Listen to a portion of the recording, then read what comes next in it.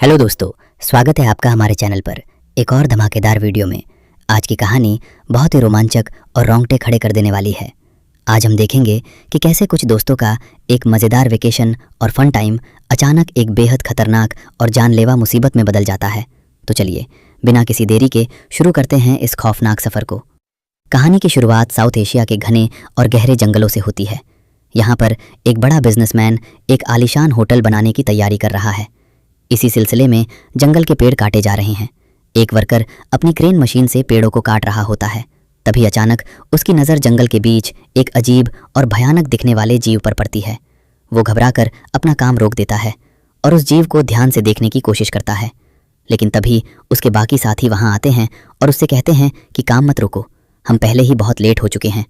वो वर्कर दोबारा काम शुरू कर देता है, लेकिन कुछ देर बाद वो देखता है कि उसके जो साथी थोड़ी दूर जंगल के अंदर गए थे, वे काफ़ी समय बीत जाने के बाद भी वापस नहीं लौटे। चिंता में वो क्रेन को रोकता है और उन्हें ढूंढने के लिए जंगल के अंदर जाता है। थोड़ी दूर जाने पर उसे ज़मीन पर खून से लथपथ एक हेलमेट मिलता है। वो तुरंत समझ जाता है कि उसके साथी किसी बहुत बड़ी मुसीबत में हैं। वो डरकर पीछे भागने की कोशिश करता है, लेकिन तभी वो एक बिछाए हुए जाल में फंस जाता है। वो देखता है कि उसके सामने एक अजीब दिखने वाला इंसान खड़ा है, जिसके पूरे शरीर पर खून लगा हुआ है और वो किसी आदि मानव जैसा दिख रहा है।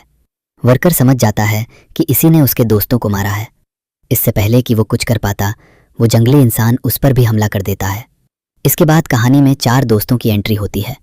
निक और उसकी गर्लफ्रेंड क्लारा और हेनरी और उसकी गर्लफ्रेंड सैमी। ये दोनों कपल्स अपनी रोज़मर्रा की ज़िंदगी से दूर एक अच्छा और क्वालिटी टाइम बिताने के लिए इसी जंगल के पास एक रिजॉर्ट में आए हैं। रात को खाना खाते समय निक सबके सामने अपना एक मज़ेदार प्लान रखता है। वो कहता है कि वे सब यहाँ रिवर राफ्टिंग के लिए जाएंगे, जहाँ उन्हें नदी के रास्ते घने जंगलों को देखने और मगरमच्छ जैसे कई जंगली जानवरों को करीब से देखने का मौका मिलेगा। हेनरी थोड़ा कंजूस टाइप का है, इसलिए वो कहता है कि इसमें बहुत खर्चा होगा, लेकिन निक उसे समझाता है कि यह ज़्यादा महंगा नहीं है और बहुत मज़ा आएगा। बाद में जब हेनरी और सैमी अपने कमरे में होते हैं तो सैमी अपने कपड़े बदल रही होती है।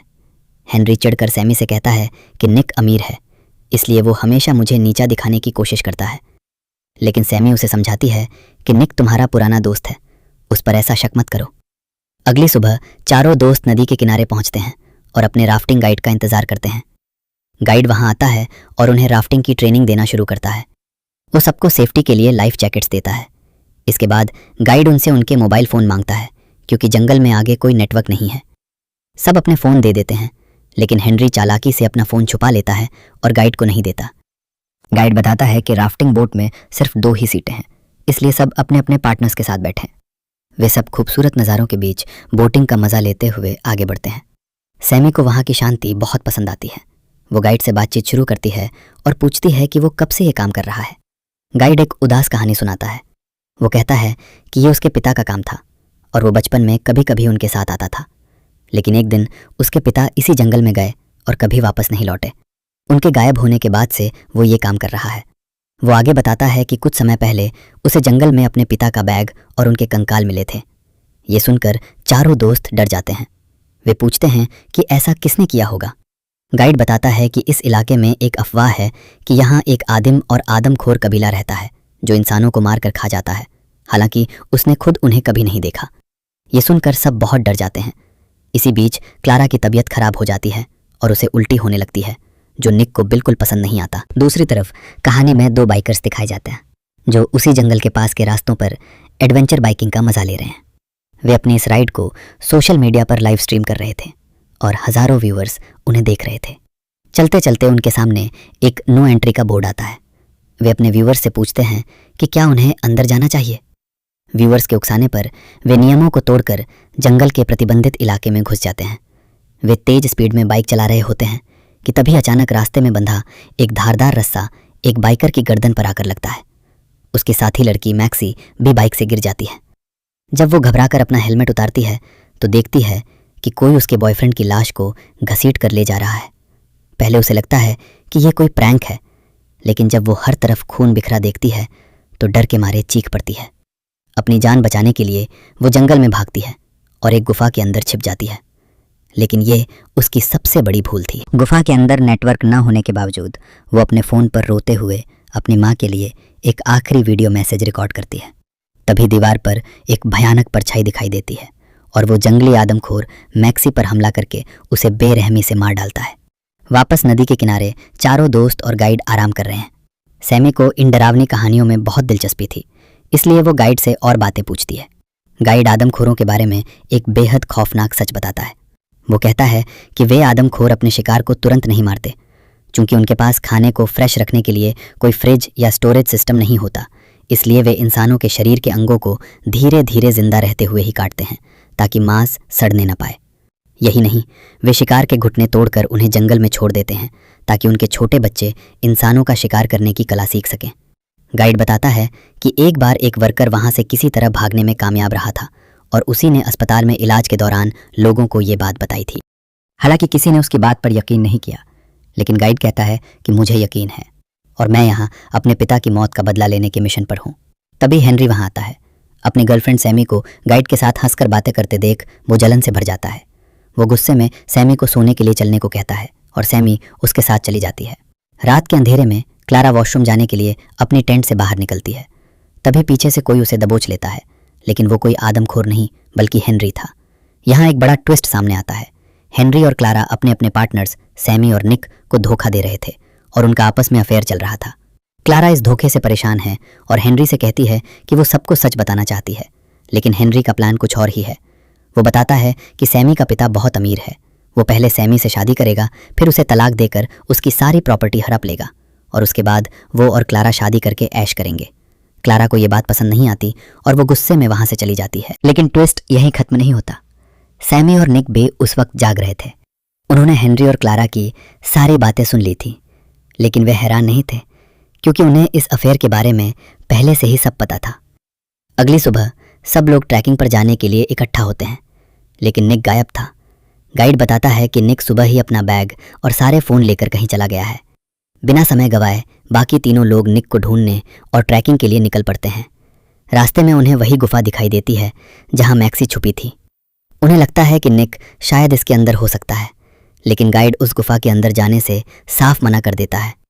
गाइड बाहर ही रुकता है, जबकि हेनरी, क्लारा और सैमी गुफा के अंदर जाते हैं। अंदर उन्हें मैक्सी का वही हेलमेट मिलता है, जिसे देखकर वे समझ जाते हैं कि यहाँ कुछ बहुत गलत हुआ है। बाहर खड़े गाइड को कुछ अजीब सी हलचल महसूस होती है। वो आसपास देखता है तो उसे इंसानों के कपड़ों से बने कुछ पुतले दिखाई देते हैं। अचानक उसकी नज़र एक पुतले पर पड़ती है जिसने उसके गायब हुए पिता के कपड़े पहने थे। गाइड तुरंत समझ जाता है कि ये उन्हीं आदमखोर आदि मानवों का काम है।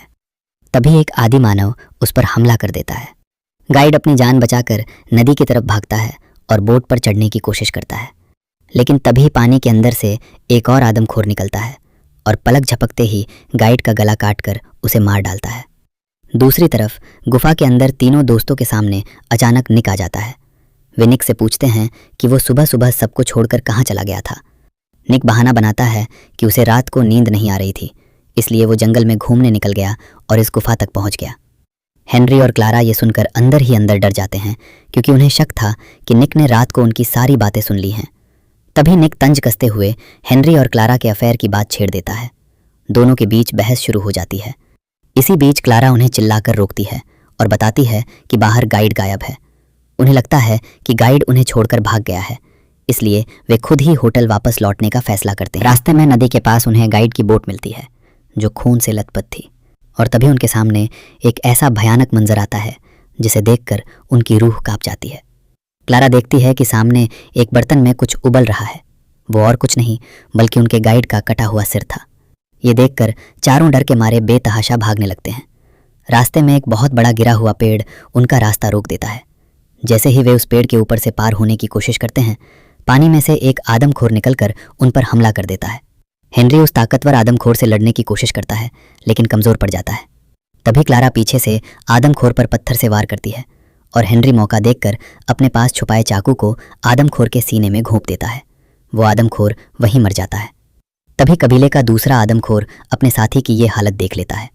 वो गुस्से और दुख में अपने मरे हुए साथी की छाती फाड़कर उसका दिल बाहर निकालता है और उसे खा जाता है, जो उनके कबीले की एक रस्म थी। वो उन इंसानों से बदला लेने की कसम खाता है। चारों दोस्त जंगल में रास्ता भटक जाते हैं और भागते भागते रात हो जाती है। सैमी को जंगल से कुछ फल मिलते हैं और वो सबको खाने के लिए देती है। यहाँ सैमी गाइड से सीखी हुई बातें शेयर करती है। वो बताती है कि ये आदमखोर हमें एक साथ नहीं मारेंगे क्योंकि वे शिकार का मज़ा लेते हैं और एक साथ मारने से उनका खाना खराब हो जाएगा। इसलिए वे फैसला करते हैं कि रात को कोई एक शख्स बारी बारी से पहरा देगा। पहली बारी हेनरी की थी। रात को सैमी निक के पास जाती है और उसे ढांढस बंधाती है कि सब ठीक हो जाएगा, लेकिन निक कहता है कि कुछ ठीक नहीं होगा। हम रास्ता भटक चुके हैं और सबसे बड़ी बात, क्लारा प्रेग्नेंट है। सैमी निक से वादा करती है कि वो कुछ भी करके क्लारा और उसके बच्चे को बचाएगी। रात के सन्नाटे में जब सब सो रहे होते हैं तभी वही बदला लेने आया आदमखोर दबे पांव उनके कैंप में घुस आता है। वो क्लारा और सैमी को मारने ही वाला होता है कि हेनरी पीछे से उस पर हमला कर देता है, लेकिन आदमखोर बेहद ताकतवर था और वो हेनरी को पटक देता है। हेनरी को मुसीबत में देख निक उसकी मदद के लिए दौड़ता है और आदमखोर को पीछे से जकड़ लेता है। लड़ाई के दौरान हेनरी नीचे गिर जाता है और देखता है कि आदमखोर ने निक को बुरी तरह दबोच लिया है। हेनरी डर और कमजोरी के कारण निक की मदद नहीं कर पाता। मौत को सामने देख निक हेनरी से कहता है कि मेरी गर्लफ्रेंड और उसके होने वाले बच्चे का ख्याल रखना। हेनरी उससे वादा करता है और आदमखोर निक को घसीटते हुए ले जाता है। अगले सीन में एक दिल दहला देने वाला नज़ारा दिखाया जाता है। कबीले का एक छोटा बच्चा आदमखोर बनने की ट्रेनिंग के तहत निक के शरीर के अंगों को जिंदा रहते हुए ही कुल्हाड़ी से काट रहा है और निक दर्द से चीख रहा है। दूसरी तरफ जख्मी हालत में हेनरी लड़कियों के पास वापस पहुंचता है। सैमी और क्लारा निक के बारे में पूछती हैं तो हेनरी झूठ बोल देता है कि निक को बाहर से कोई मदद मिल गई है और वो जल्द ही हमारे पास आ जाएगा। वे फिर से आगे बढ़ना शुरू करते हैं, लेकिन तभी उन्हें सामने से कबीले के आदमखोर आते दिखाई देते हैं। वे फिर से भागते हैं। भागते हुए प्रेग्नेंट क्लारा का पैर फिसल जाता है और वो जंगल के एक गहरे गड्ढे में गिर जाती है जहाँ नीचे एक नुकीली लकड़ी रखी थी। वो लकड़ी क्लारा के कंधे के आर पार हो जाती है और वो दर्द से तड़पने लगती है। सैमी किसी तरह क्लारा के कंधे से वो लकड़ी निकालती है और उसे गड्ढे से बाहर लाती है। तीनों गंभीर रूप से घायल और दर्द में थे, लेकिन रुकने का मतलब मौत था, इसलिए वे आगे बढ़ते रहते हैं। आगे जाकर वे तीनों एक ऊंचे झरने से नीचे नदी में कूद जाते हैं। वहां उन्हें एक और बोट खड़ी दिखाई देती है। वे तुरंत उसमें बैठते हैं और आगे बढ़ने लगते हैं। तभी हेनरी को आसपास कुछ अजीब महसूस होता है। वो पानी से बाहर निकलता है और पेड़ों के पीछे छिप जाता है। उसे एक आदमखोर दिखाई देता है।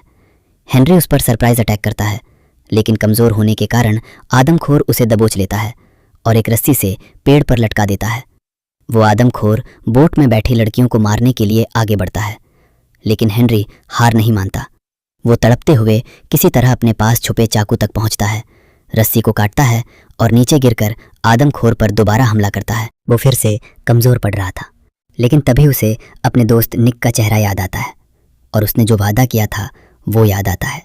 हेनरी के अंदर एक नया जोश आ जाता है और वो अपनी पूरी ताकत से आदमखोर की गर्दन काट देता है, लेकिन तभी खतरा और बड़ा हो जाता है क्योंकि उस आदमखोर की चीख सुनकर पूरा का पूरा आदमखोर कबीला हथियारों के साथ वहां पहुंच जाता है।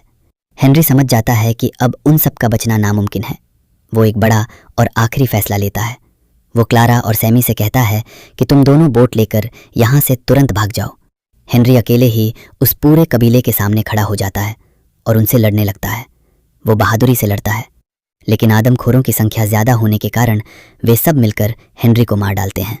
हेनरी अपनी जान देकर अपनी बेवफाई का प्रायश्चित करता है और क्लारा व सैमी को सुरक्षित वहां से भगा देता है। क्लारा और सैमी बोट से जंगल की सीमा से बाहर निकल जाती हैं और उनकी जान बच जाती है और फिल्म यहीं पर समाप्त हो जाती है।